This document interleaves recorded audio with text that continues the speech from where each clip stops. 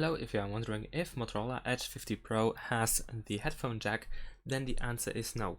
Usually the jack is located either at the top of the device or at the bottom. And as you can see, in both cases there is no headphone jack. So if you want to use the headphones for this device, if you want to listen to music, for instance, by using your headphones that are not Bluetooth devices, then you need to have a USB-C to jack adapter.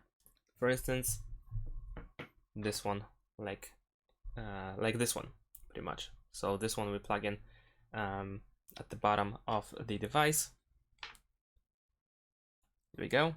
And the other end is of course for the aux, for the jack for headphones. And that's it. Thanks for watching. Leave a like and subscribe to my channel, and see you in my next videos. Bye.